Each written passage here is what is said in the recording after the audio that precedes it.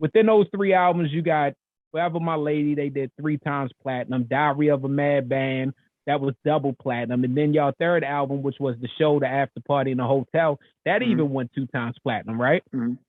Right. How did it feel to be Jodeci at this time? I mean, it was a lot of competition. There was a lot of competition, everybody, but y'all made a lane, like we was just discussing, that was literally Jodeci's lane. Right. That was literally Jodeci's lane. How did it feel just to be a part of that? I mean, I think that, I mean, you look at it like this. We wasn't competing with anybody. You know, I think everybody was more so competing with us. It was like the Bulls in '87. Like, we just playing basketball just for the fun of it. We just practice. You know what I'm saying? Like, you know, all these other groups was coming. They wanted, are we better than Jodeci? We sing better than Jodeci? We look better than Jodeci? But we was just being Jodeci, and y'all were trying to be us. So it was cool. So, like, we wasn't competing with anybody. Like, we wasn't trying to make records like Jodeci. We were Jodeci making the records that Jodeci make. But every group was like, oh, we got to have a Jodeci record. We got to have a Jodeci harmony. We got to have this. We got to look like Jodeci. Had a Jodeci booth. But we were being who we were. So people were trying to make us compete with them. But it was really, we were, like you said, we created our own lane, and they were just riding the same lane as us, behind us. We were already there. So it wasn't needed to back up and compete with everybody that's trying to come. You know, like I said, he called us out on verses. I'm like, man, we built this Mount Rushmore for R&B groups. You know, pay homage to what we did for y'all. We ain't trying to say, come on, never say, oh, they trying to bite us or y'all trying to bite us. Just respect and enjoy what we created for y'all, because that lane wasn't open for any R&B group. You know, you couldn't look and say the way we were looking and talking. You couldn't say these things. Now groups are taking it to another level. So, you know, when we talked about sex, it was metaphorically spoken.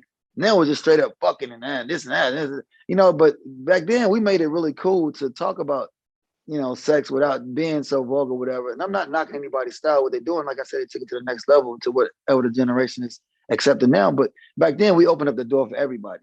So it's not like we're going to go back and compete with our former selves or people that's trying to be us. That doesn't make any sense, you know? I can't imagine being an R&B artist back then. You know, I just now had the homie, and I've had a lot of R&B artists on there. It's funny, all of them in different categories too. But I just now had the homie Garfield on here from Shy, and I was laughing at him about one of the incidents. I forgot. I think it was Devontae was talking about they was copying or whatever.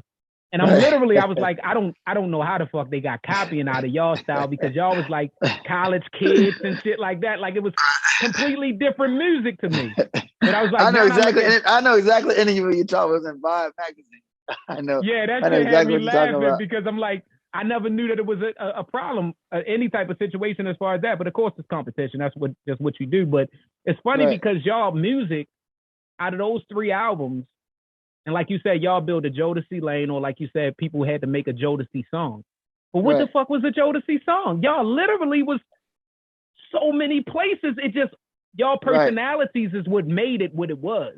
Right. But the songs itself, y'all talked on every topic.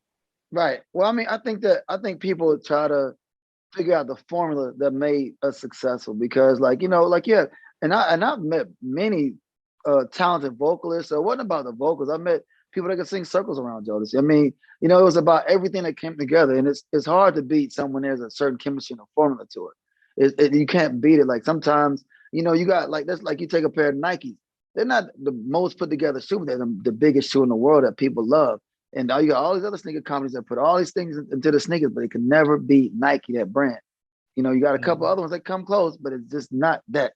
And I think that at the time, people didn't have that formula. They didn't have the formula that we had to create the magic or catch that lightning in the bottle that we did.